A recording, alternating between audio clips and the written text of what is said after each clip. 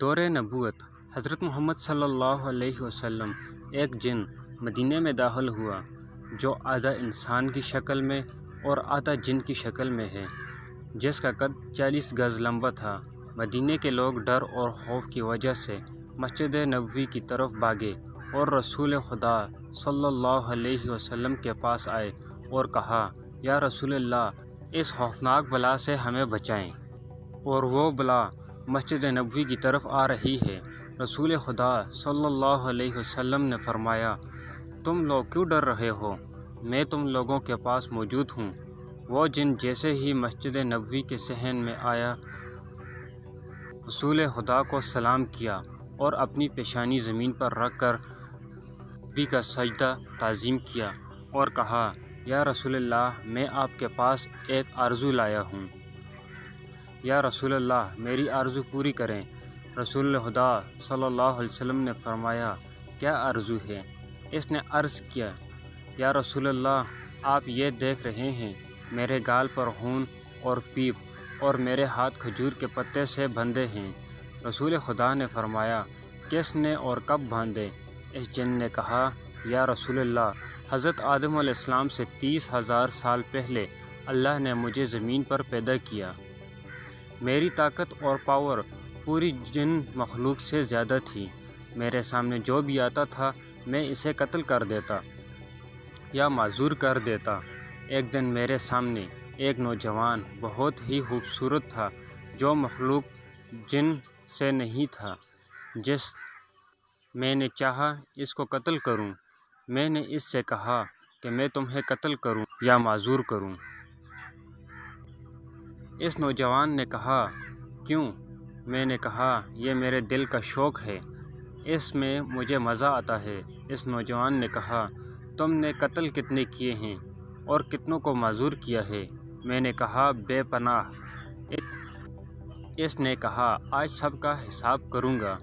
مجھے غصہ آیا، میں نے اس پر حملہ کیا مگر اس نے میرا حملہ ناکام کر دیا۔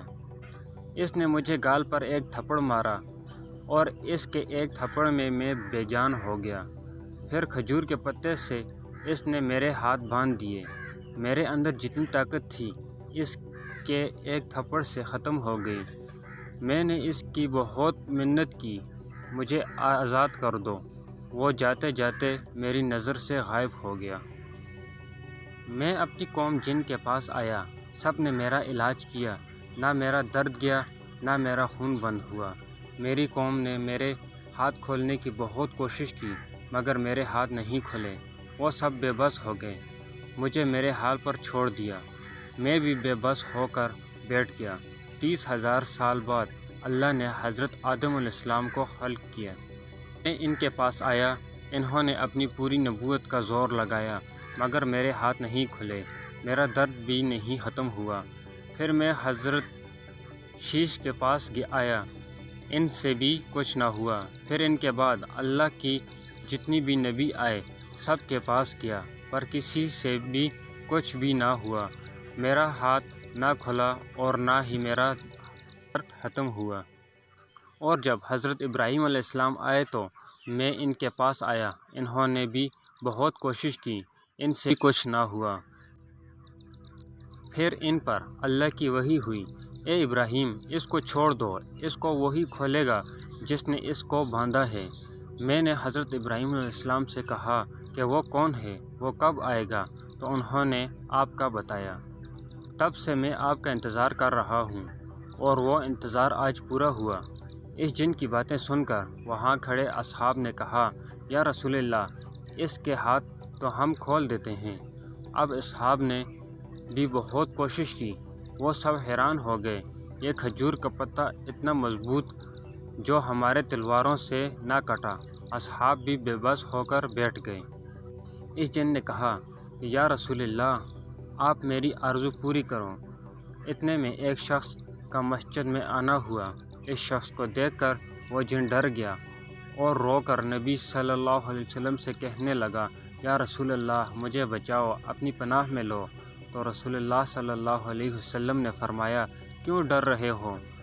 تو اس جن نے کہا، یا رسول اللہ، یہ وہی تو ہے جو وہاں تھا۔ اس سے مجھے بچاؤ۔ تو رسول اللہ صلی اللہ علیہ وسلم نے فرمایا تم اپنا ڈر ختم کرو۔ تو آپ صلی اللہ علیہ وسلم نے فرمایا اے میرے بھائی علی، اس کو آزاد کرو، اس کی تکلیف ختم کر دو۔ تو امیر کائنات مولا علی رضی اللہ تعالیٰ عنہ نے صرف اپنے لبوں کو ہلایا تو اس جن کے ہاتھ کھل گئے، تو خون اور پیپ جو اس کے گال سے بہتا تھا وہ بھی بند ہو گیا۔